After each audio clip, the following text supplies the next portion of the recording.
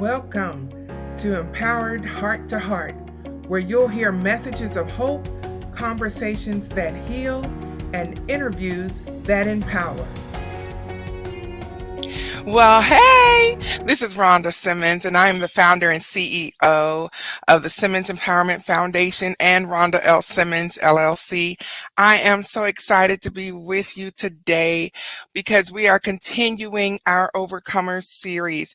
I'm telling you, I have said this over and over in every episode that I've had guests, that I have met some of the best people this side of heaven. Today is no exception. And I know you keep hearing me say the same thing. But it's true. I'm not lying. I'm telling you the truth.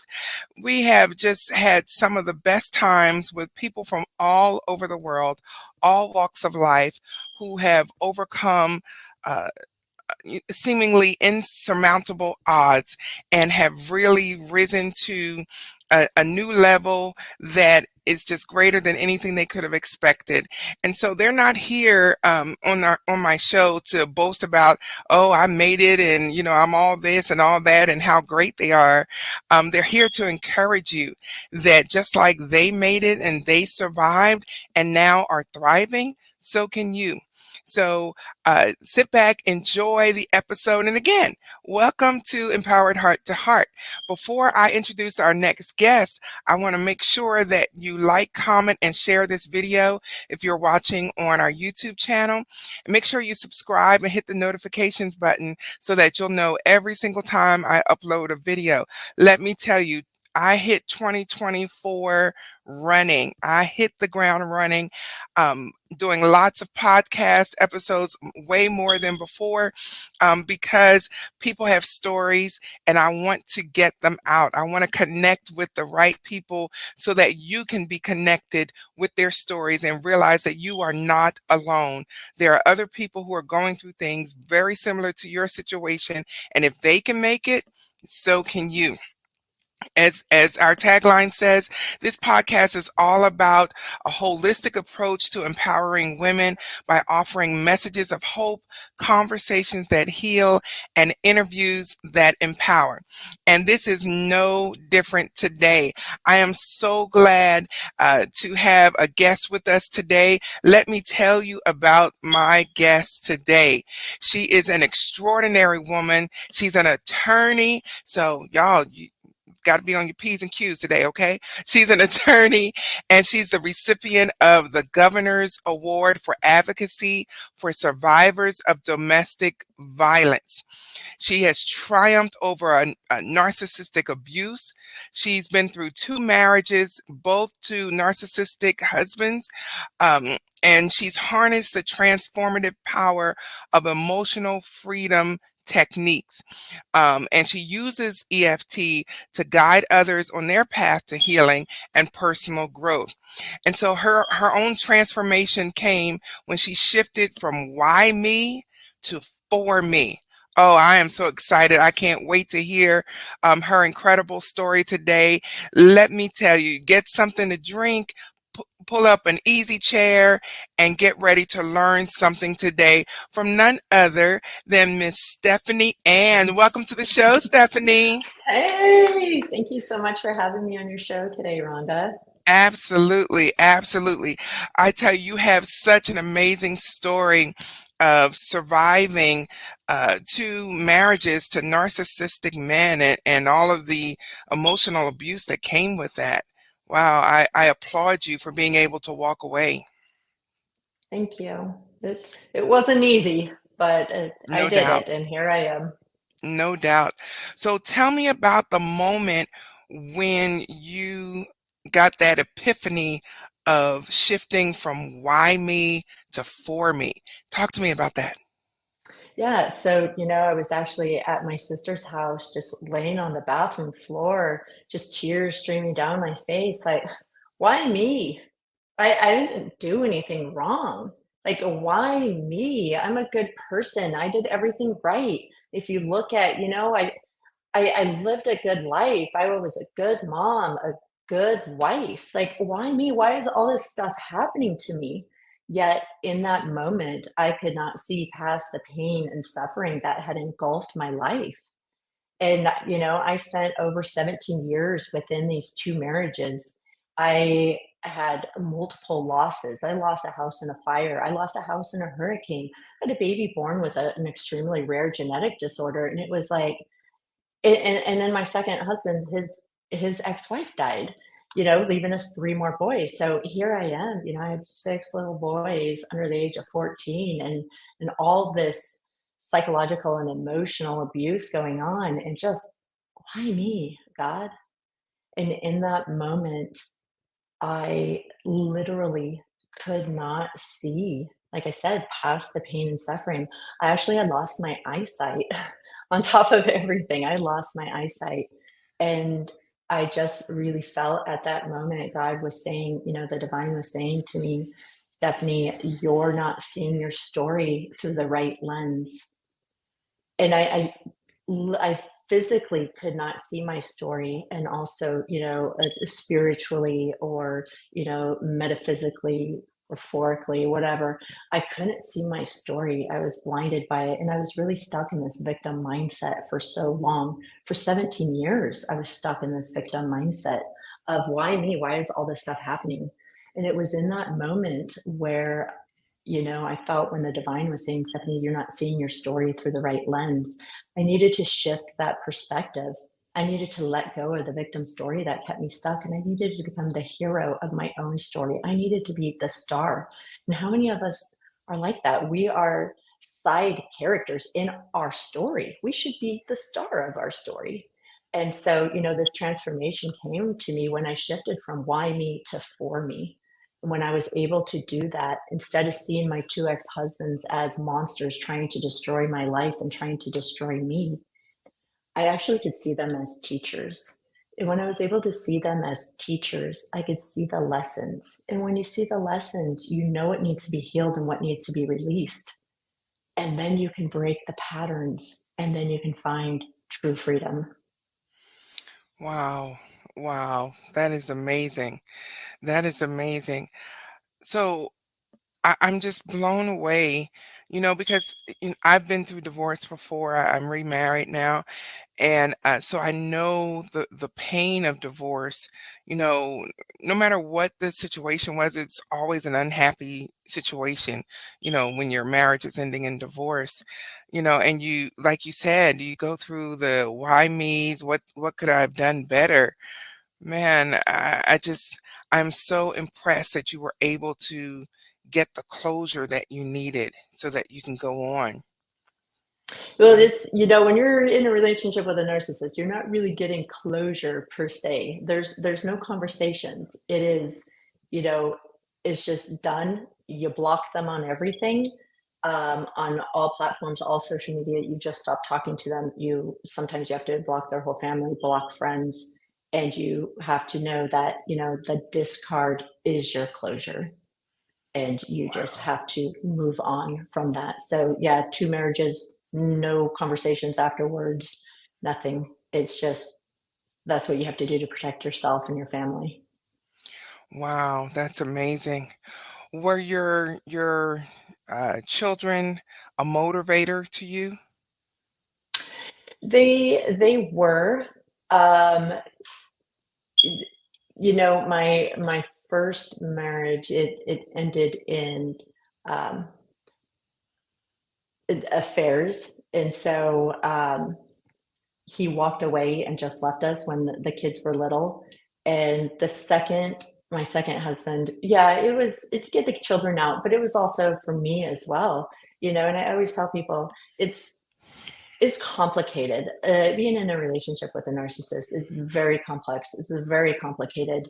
There's the trauma bond. There's been a lot of years of emotional and psychological abuse. And, if you look at domestic violence, like 20, 30 years ago, when I was doing more of my advocacy work, domestic violence was really focused on physical violence, not on the psychological and emotional violence.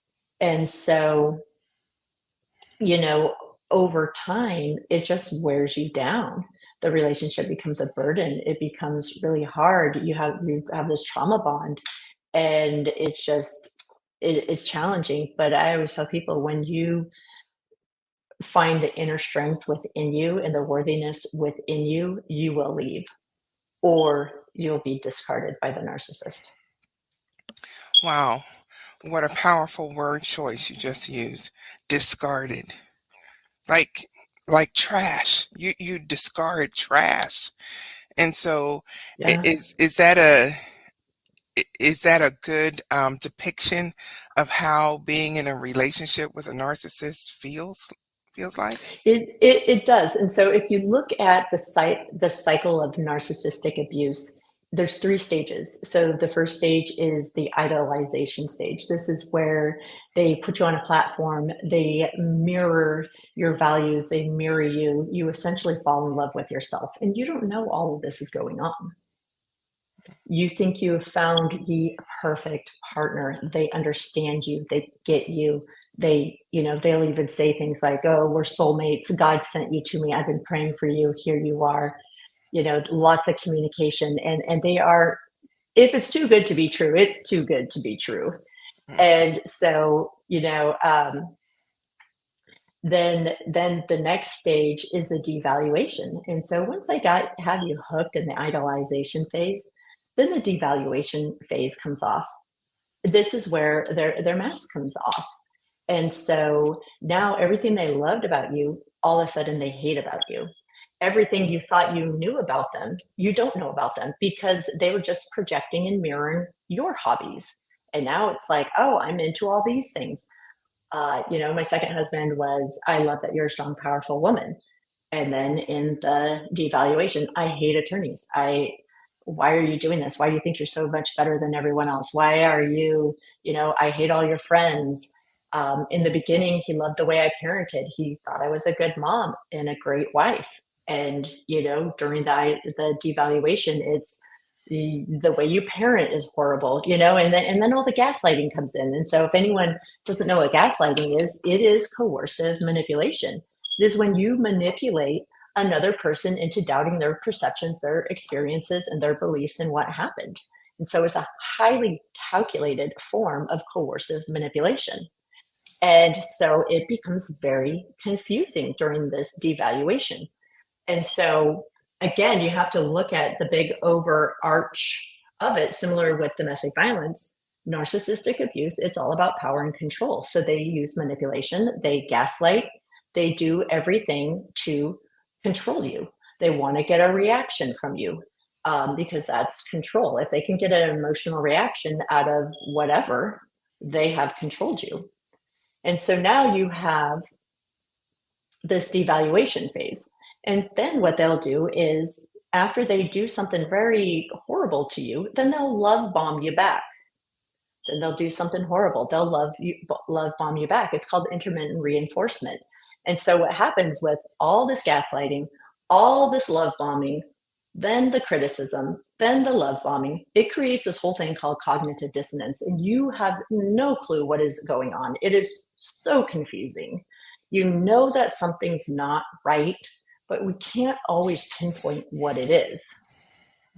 And so because of all this intermittent reinforcement, the good, the bad, the good, the bad, it creates what is called a trauma bond. And a trauma bond, if you've ever heard of like Stockholm syndrome, it's where it's where the victim falls in love with the kidnapper. It's very similar with a narcissistic relationship in this trauma bond. And I always explain it like a drug addiction, because you do feel addicted to this person. And similarly to a drug addiction, the first time you use a drug, you get this very high dopamine rush. And then the next time you use again, you never get quite that same high. And so you keep using, trying to get that first high, but you never do. It's like less and less and less. And similar with a trauma bond with a narcissist is that it's like that, because in the beginning they were so kind, they were so good to us. So in our head we're like, well, they know how to treat us well, they know how to love us, they know how to be the person that we want them to be. So we stay in this trauma bond because we think, well, maybe if I change these things about me that they're saying, then maybe I will get that first high again. But you never do, because every time there's the devaluation cycle, it just gets worse and worse and worse, and to the point where there's the discard, and the discard happens, and this is what it is. It's actually the third phase is called discard, and it does feel like you are a piece of garbage being thrown out. They have used you and depleted you, and you no longer matter to them, so they discard you. Mm. Or you find worthiness within yourself and you leave. Those are the Wow. only two ways the relationship ends. And so Wow. you can't just say, well, why don't you leave? Well, you have that trauma bond, you have that addiction. And if you keep thinking that if I change these little things about me, then he will love me the way he loved me in the beginning. But Mm. it will just never happen. And so it's very complicated. It's very confusing. It's very complex. And Well, yeah, it's Stephany, horrible. wow. Stephany, I'm listening to you and I'm thinking, I am sure many of us viewers and listeners are sitting here listening to everything that you're saying, and so many things are going through our minds about past relationships, and we're thinking, yeah, yeah, yeah, yeah, it is Mhm. amazing. Yes. Oh my goodness, you hit the nail. Well, you hit multiple nails on multiple heads here today. Wow, that is amazing. So here's my question. How did you know you were healed enough to help someone else? Well, that's a really good question. And I think you even have to do a question before that question is, how do you know you're healed enough to get into another relationship and not repeat the same patterns? Preach it, sister. Because I will tell you, I thought I was healed. You always hear people are like, "Oh, time heals." So, time goes by. You slowly start to forget about this person. You try to work on yourself, lots of prayers, whatever. So, I thought I was healed. And remember, I'm still stuck in victim mindset. And when you're stuck in victim mindset, of why me? Why is all this terrible stuff happening to me? You cannot see the lessons. And until you can see the lessons, you don't know exactly what needs to be healed. And so a couple of years had passed. I thought I was ready to date again. I made out the checklist, to the universe. God, this is all the character traits, the qualities. I'm healed. I want a new relationship. I'm young, and so I put it out in the universe. Well, guess what? I met a man a week later who checked every single box. Hmm. So when he is saying things, well, I manifested you. I was praying for a woman like you. Well, I just manifested him too. I had the list. I even remember showing him, here's the list. You fit everything. Divorced dad with only boys the same age as my boys. I was specific. Wow. But guess what? I learned I was not healed. And until you are healed, you repeat the patterns. You cannot run from the lessons. Mhm. And so God, in all the graciousness, I got what I wanted with all the unhealed lessons from my first marriage. So I got narcissist number two. And narcissist number two was much, much, much more challenging. So my first husband was a covert, horrible to everyone. It wasn't just me. Everyone hated him. and thank God I was only with him for 4 years. And even that, we were separated for almost a year and a half. So really, I wasn't with him for that long. And I learned my lessons. So, when I was on the bathroom floor and I had that shift in perspective, I got out a journal. I'm a big journaler. I got out a journal and I said, okay, what if my ex-husbands were not monsters trying to destroy my life. What if they were here to show me some really painful lessons? Or I shouldn't say painful lessons. I got wisdom earned at a very costly price. And so I got my journal out and I said, okay, my first husband, Josh, if he is a teacher, what did he teach me? And I just spent hours just going through 14 years of my marriage. What did I learn from him? You know, one of the things that, if he was a wise teacher, one of the things that he really taught me was boundaries. You know, I I had boundaries for him. He spent 14 years having emotional and physical affairs. I did not leave. I kept praying, God. and so one of the things I could say is, well, if he's a teacher, he showed me that I have to have boundaries, because I had boundaries for him. And how many of us have boundaries for our spouse or our partner?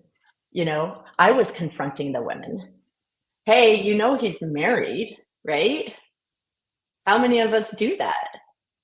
But I did not have boundaries for myself. I mean, I told him, I'm like, hey, this is how it's making me feel. Stop doing that. Cheating is psychological and emotional abuse. But I didn't think I was being abused, because how many of us also do this? We put cheating over here and we put abuse over here. They're the same. Mhm. It's abuse. It's psychological and emotional abuse. And so, I didn't know I didn't know it was abusive. It was just, he's just a cheater. And I'm confronting women all day long and hyper vigilant and hyper paranoid. And so now, I have my journal and I can say, thank you, Josh, for showing me that I have to have boundaries, firm boundaries. Mhm. So, I thought when I went into my second marriage, I thought I had some pretty good boundaries. But with my second marriage, my boundaries, it was a toddler fence. You know what I'm talking about? Mhm. We can pick them up and move them. And so Yes. he would push up against my boundaries. And then I'd pick up my little toddler fence and I'd move it 5 feet over. Okay, the boundary's here. And he would push up against my boundary and I would take my little toddler fence and move it again. That's not a boundary. Right. I had no boundaries. Mhm. And so I can say one of the lessons was, Stephany, you have to have boundaries. A toddler fence is not a boundary. Being boundaries police for other people is not boundaries. You have to have your own boundaries. And I could Absolutely. go to my first husband and say, 14 years of being cheated on, you are worthy of so much more. And so I did this with both my marriages. I went through and wrote a whole journal of all the painful lessons I learned. And then I was able to heal. Wow. And is that what your book is comprised of that you wrote? So the book, I actually was able to contribute a chapter in another book. It is not necessarily on that. It's more talking about leadership and how there are a lot of strong, powerful women leaders, but so we talk about resilience. Like how did we get these traits? How did we get these qualities? What were some of the things that we had to go through to Mhm. become the leaders that we are? So, Absolutely. the empowerment. And so, for me, once I was able to make that shift in perspective, to see them not as monsters, but as teachers here to teach me these lessons. And I've gained this very tear filled, hard nuggets of gold of wisdom. Mhm. Then I knew where I needed more compassion. I knew where I needed for forgiveness, because that's another thing too. It's like so many people, well, how can you forgive them? I'm not ready to forgive. I'm not going to do that. Well, when you see them as teachers, it's Mhm. easier to forgive them, Yes. because it is hard. And forgiveness is for you. It's not for them. It's to set Right. you free. It has, Absolutely. I have two ex-husbands that I never had closure, Mhm. you know, how do you forgive someone like that? How do you forgive someone who was literally out to destroy you and destroy your life? It only Wow. comes through shifting your perspective and seeing the story differently. And when you do that, then you become the star of Mhm, your story. You become empowered. And mhm, so, with your second question of now, how do you heal? It's okay. So now we have all the lessons. Now we know what needs to be worked on. And mhm, so I became an EFT practitioner. And so EFT is a healing modality. It's called emotional freedom techniques. It's tapping. I don't know if you've heard of it, Rhonda, but it's kind of a rapid way to rewire your brain. And another myth is what I mentioned earlier was that um, being in a relationship with a narcissist, time does not heal. mhm, You have become brainwashed. And people, even therapists, will say it is very similar to coming out of a cult, the brainwashing from a cult. And mhm, so time does not heal that. I could sit here and do nothing, and in 10 mhm, years, I would still be in the same place, mhm, having the same negative thoughts, not moving forward in my life. mhm. Well, Stephanie, I'm just so impressed with your process of healing and how you've grown and evolved and changed. And so here we are today in 2024. Where do you see yourself 5 years from now as we wrap up? Well, okay, that's actually interesting that you said that because I was listening to a meditation last night and it was like, walk through this one door and it's 5 years from now. So 5 years from now, I've given my 100th keynote speech. So Mhm, I'm actually working on a series of books on called When You Love a Narcissist, and it goes through, the awakening, the reconditioning, the the becoming, the vindication, and the empowerment. So kind of like the 5 stages of becoming aware mhm, after being in a relationship with a narcissist. So I've taken the time off right now, and my first husband that I was saying was a covert narcissist, and he spent 6 years using the legal system and the courts to further his abuse, and it's called post separation abuse. And so it doesn't end. mhm. It doesn't end, and he tried to alienate me from the kids, all this stuff, but then a couple months ago, he ended up committing suicide. And so it was very freeing and so many conflicting emotions. But I have 3 little boys, and so my focus is just on my kids right now. So 5 years, my kids are healed. I'm healed. We're traveling the world. I'm speaking and talking about my books. Well, great. That is wonderful. I am so glad that you were able to be with us today, Stephanie, to share your story of overcoming. Some people have a misconception that overcoming trauma, it's like the snap of the finger, and one day you wake up and you're just over it, or they say something callous like "get over it." It's not that simple, and it is indeed a Yeah. process. And thank you for sharing that process with us. I really appreciate you being on the show today. Yes, thank you so much for having me on the show. And yeah, just to quickly just say something about that. The healing is a process. It is like peeling an onion. And I still I loved my husbands, and part of me is like, is that the trauma bond talking? But no, people who are in their relationships, we love them. We wanted them to change. We believed in them, but we can't. We can only change ourselves and work on ourselves and let God sort out them. Absolutely, absolutely. Well, thank you again for being on the show. And if you will just hang on for a minute while I wrap things up, I'll be right back with you, okay? Thanks. Thank you for being here today. Ladies and gentlemen, oh my goodness, what a journey Stephanie has been on.